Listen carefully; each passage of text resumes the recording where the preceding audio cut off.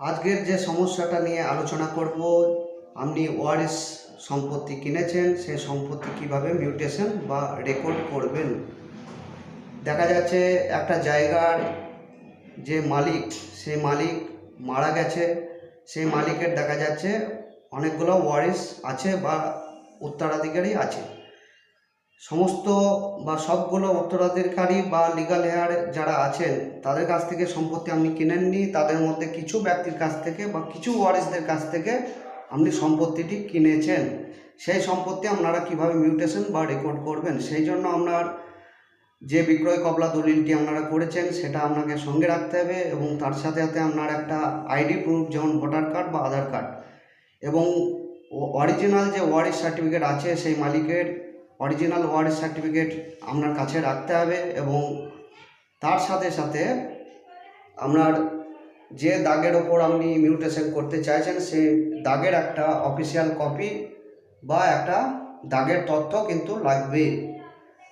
এই কপিগুলো অবশ্যই আপনারা ফটোকপি বা জেরক্স করে মিউটেশনের জন্য আবেদন করবেন। যে কোনো বাংলা সহায়তা কেন্দ্র বা যে কোনো অনলাইন সেন্টারে আপনারা মিউটেশনের জন্য আবেদন করবেন এবং আবেদন করার পর সমস্ত ফটোকপি বা জেরক্স, আমি যে পেপারসগুলোর কথা বললাম বা নথিগুলোর কথা বললাম, এগুলো আপনারা গেঁথে দিয়ে সমস্ত যেদিন হিয়ারিং হবে বা শুনানির যেদিন ডেট পড়বে অবশ্যই আপনারা সেদিন উপস্থিত থাকবেন। তার আগে হিয়ারিংয়ের নোটিশটি জেনারেট হওয়ার সঙ্গে সঙ্গে সমস্ত ওয়ারিশদেরকে নোটিশ করবেন এবং যেদিন শুনানি বা হিয়ারিং হবে সেদিন অবশ্যই ওয়ারিশ সার্টিফিকেট, আপনার আইডি প্রুফ, আপনার দলিল এবং দাগের যে অফিসিয়াল কপি বা দাগের তথ্য কিন্তু আপনাকে কাছে রাখতে হবে, তবে মিউটেশনটি সম্পূর্ণ হওয়া সম্ভব।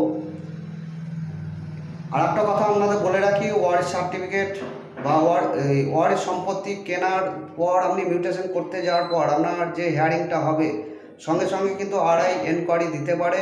আরআই এনকোয়ারিটা আপনার ঠিকঠাক করুন এবং জমিটি যদি আপনার সঠিকভাবে কাগজপত্র, দলিল, রেজিস্ট্রেশন সমস্ত কিছু যদি ঠিক থাকে এবং আপনি সেই জায়গায় যদি দখল থাকেন, আরআই এনকোয়ারি করার পর অবশ্যই আপনি ওয়ারিশ সম্পত্তি সঠিকভাবে মিউটেশনটি করে নিতে পারবেন। যদি কোনো প্রশ্ন থাকে অবশ্যই আমাকে কমেন্ট বক্সে জানাবেন এবং ভিডিওটি ভালো লাগলে অবশ্যই লাইক করবেন, শেয়ার করবেন এবং চ্যানেলটিকে অবশ্যই সাবস্ক্রাইব করবেন। আমার ফেসবুক পেজ ইস্টেক বাংলা অবশ্যই ফলো করবেন। ধন্যবাদ।